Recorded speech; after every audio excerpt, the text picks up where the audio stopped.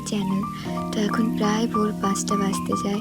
আমি ঘুম থেকে উঠেই একেবারে স্নান কাজবা করে সবার প্রথমে আমার সরস্বতী মাকে পুজো করে নিচ্ছি। এরপর বাদবাকি যা কাজ আছে শুরু করব। Hello everyone, welcome back to my another video. তো চলো আজকের দিনটা স্টার্ট করা যাক। হ্যাঁ, আমার দিনটা সেই ভোর 5টা থেকে স্টার্ট হয়ে গেছে। কি জানি কাল থেকে আমি তিনবার স্নান করছি, না জানি আমার শরীর খারাপ হয়ে যায় শেষ পর্যন্ত। তারপর এরকম ওয়েদার চেঞ্জ হচ্ছে। তো চলো বেশি বক না করে মেন কথায় আসি। তো আজকে আমরা যাচ্ছি তমলুকে বরগুনা মায়ের মন্দিরে পুজো দেওয়ার জন্য। আমি অলরেডি মেকআপ করে রেডি হয়ে গেছি। তার আগে সকাল থেকে উঠে সেই আমি বাড়ির পুজো একটু মায়ের সাহায্য করছিলাম, তারপরে আমার মাকে পুজো করলাম। আর অলরেডি যে কাজগুলো গোছানোর ছিল, গোছগাছ করার ছিল, করে নিয়েছি। এবার শুধু শাড়িটা পরবো আর কিছু ছোটো টুকটাক কাজ আছে।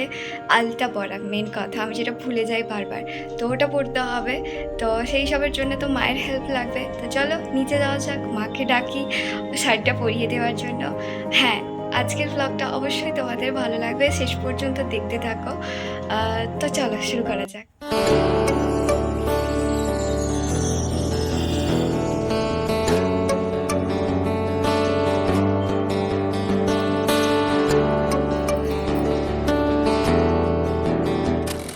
আসল সমস্যা, নিজে তো শাড়ি পরতে পারি না, তাও জড়িয়ে মরিয়ে কী করেছে তার অবস্থা নেই। শেষ পর্যন্ত মায়ের কাছে যেতেই হবে।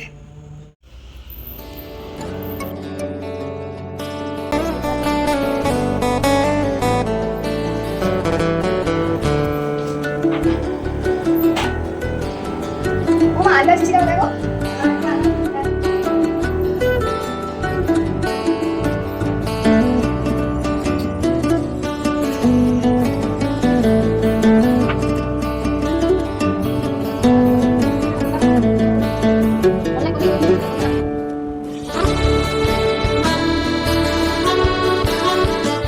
আমি এখানে আলতা শালতা পরে নিয়েছি সব।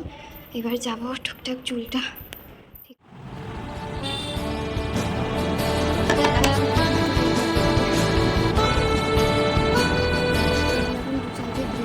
কিন্তু এটা কতক্ষণ থাকবে আমি জানি না, কারণ আমার এই সামনে চুলগুলো খুব ছোটো ছোটো। তো আজকে স্পেশাল লাগাবো আমি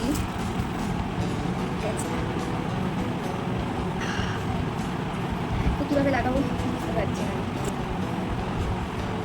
কীভাবে করে লাগাবো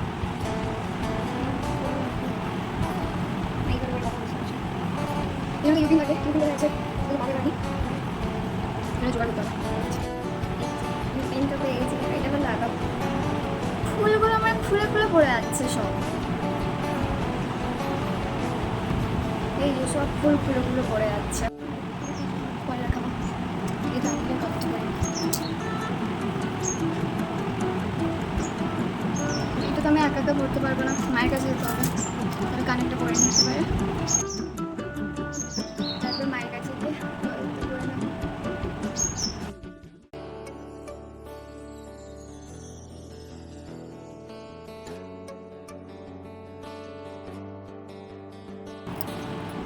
আমি বলবো এই চুড়িগুলো। গোটা শ্রাবণ মাস চলে গেল, একবারও পরে ইচ্ছে লাগেনি আমার, কিন্তু মনে ওরকম ম্যাচিং করে এটা পরি, চুড়িগুলো পরে।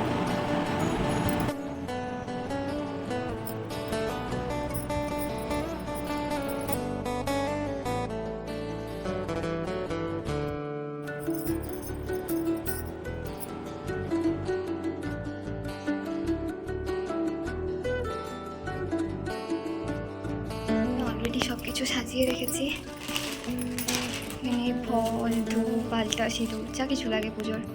আর বাদবাকি ফুলের মালা, ওটা তো যাওয়ার আগে সুতাহাটা মার্কেট থেকে নিতে হবে। তো এইগুলো আমি ব্যাগের মধ্যে ভরে নিই।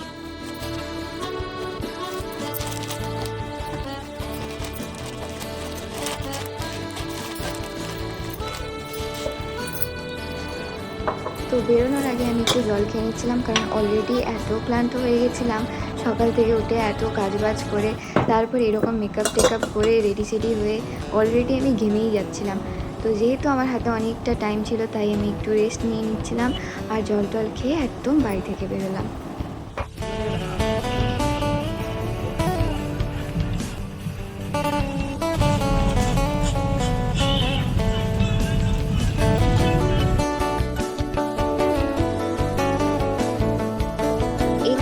বাসে উঠে ঠান্ডা ঠান্ডা হাওয়া খেতে খেতে প্রকৃতির দর্শন করতে করতে আমরা চললাম মায়ের উদ্দেশ্যে। বেকার বেকার নিজের গাড়িটা উপস্থিত করছিলাম। ব্যাগ জিনিসপত্র এরপর তমলুক হসপিটাল মোড়ে নেমে সোজা টোটো ধরে আমরা পৌঁছে গেলাম মন্দিরে। একদম মন্দিরে ঢুকে বাম সাইডে দেখতে পাবে জুতো রাখার জন্য এখানে ব্যবস্থা রয়েছে। খুব স্বল্প মূল্যে, সাধারণত পার জুতো 5 টাকার মতো নেয় বা তার থেকে হয়তো একটু কম বেশি নিতে পারে। তো এখানে জুতো রেখে আমরা একদম উঠে গেলাম মন্দিরে। আর সিঁড়িগুলো এত তেতে গেছিলো যে আমরা রীতিমতো দৌড়ে দৌড়ে উঠছিলাম মন্দিরের উপর।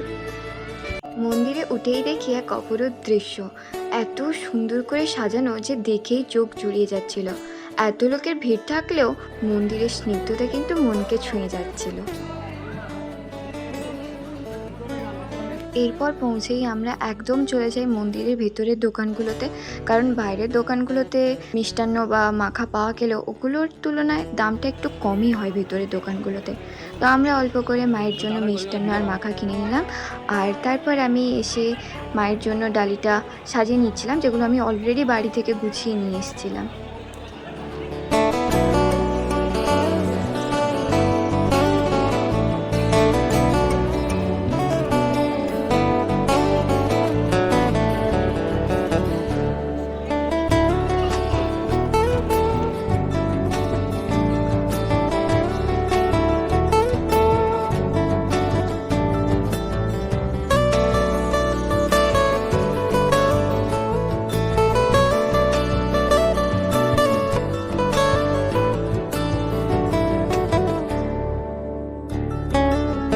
ডালিতে সব কিছু সুন্দর করে সাজিয়ে গুছিয়ে নিয়ে আমরা চলে যাই অঞ্জলি দেওয়ার জন্য।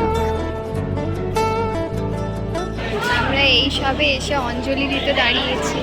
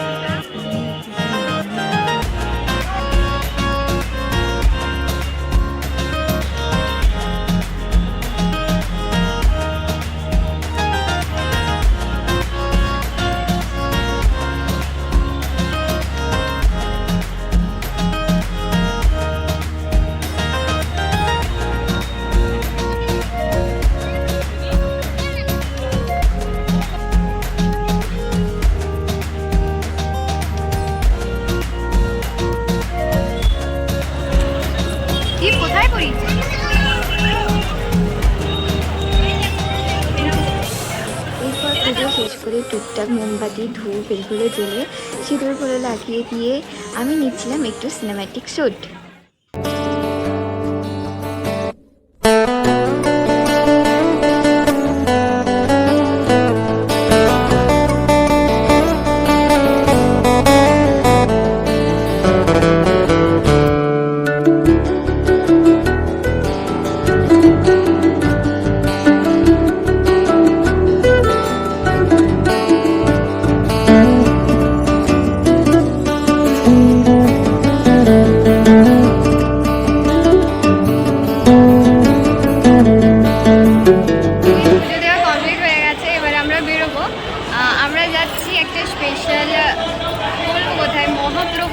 হোটেল আছে আর এই মন্দির থেকে ওখানে প্রসাদ যায়, তো আমরা ঠিক করেছি আজকে ওখানেই যাব, ওখানে প্রসাদ গ্রহণ করব, দেখা যায় কীরকম কী হয়।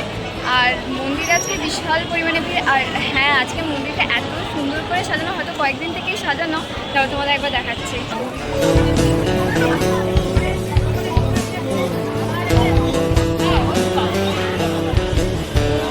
তো মন্দিরে অলরেডি ভোগ বিতরণ শুরু হয়ে গেছিলো। এত লোক সারি সারি করে বসেছিল যে দেখতে ভীষণ সুন্দর লাগছিল। তো আমরাও বেশি দেরি না করে চলে যাই খাওয়া দাওয়া করতে, কারণ অলরেডি আমাদেরও ভীষণ খিদে পেয়ে গেছিলো। যেহেতু কিছুক্ষণ বসে থাকতে হতো, তাই আমি ভাবছিলাম তোমাদের হোটেলটা সম্পর্কে একটু বলে দিই, যদিও ভিডিওর শেষে আমি ফুল ডেসক্রিপশন দিয়ে দেবো। আমরা মহাপ্রভু হোটেলে এসেছি, তোমাদের পরে লোকেশনটা দেখিয়ে দিচ্ছি। আর হ্যাঁ, আরেকটা, এখানে আনলিমিটেড, তুমি যত চাইবে, যতবার চাইবে ততবার তোমাকে দেবে, এটা কখনো না বলবে না। আর এই হলো হোটেলের ভেতরটা।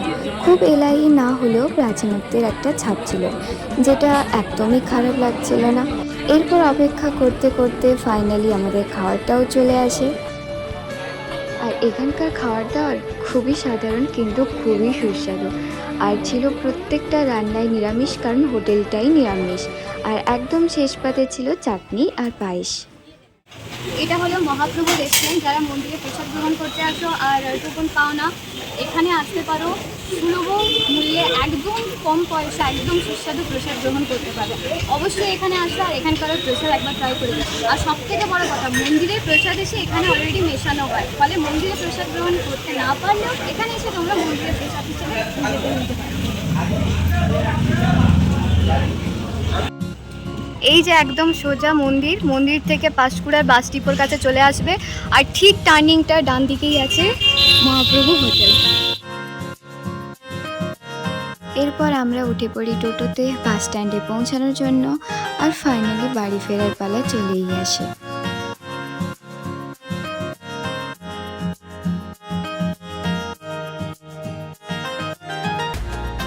অলরেডি 5টা বাজতে যায়, আমি এই জাস্ট বাড়ি ঢুকলাম। এতটা ক্লান্ত যে বলে বোঝানো যাবে না। সেই কখন ভোর 4:30 5টার সময় উঠেছিলাম, আর এখন 5টা বাজতে যায়। আর সারাদিন এত হ্যাকটিক জার্নি, আর শাড়ি ফাড়ি এত সাজগোজ নিয়ে, তো আজকে এতটা খারাপ অবস্থা হতো না। অ্যাকচুয়ালি ওয়েদার খুব মানে এতটা হিউমিডিটি ছিল না ওয়েদারের মধ্যে, আর তাপপ্রবাহ মারাত্মক হচ্ছিলো। এত গরম, মানে এত গরম যে ছাতা নিয়ে বেরোচ্ছি তাতেও মনে হচ্ছে যে গরম লাগছে। তো আপাতত ফ্রেশ হব, এইসব ছাড়বো, আর তারপর মনে হচ্ছে আমি ঘুমিয়ে যাবো স্নানটা করে। তো আজকের ভিডিওটা এতটুকুই, এখানেই আমি ব্লগটা শেষ করছি। যদি ভালো লেগে থাকে অবশ্যই লাইক কমেন্ট করো, আর আমার চ্যানেল যদি এখনও সাবস্ক্রাইব না করে থাকো অবশ্যই সাবস্ক্রাইব করে দিও। জানি না এই ভিডিওটা আমি কবে আপলোড করব, কবে ছাড়তে পারবো। বাস দেখা হচ্ছে নেক্সট ভিডিওতে। টাটা।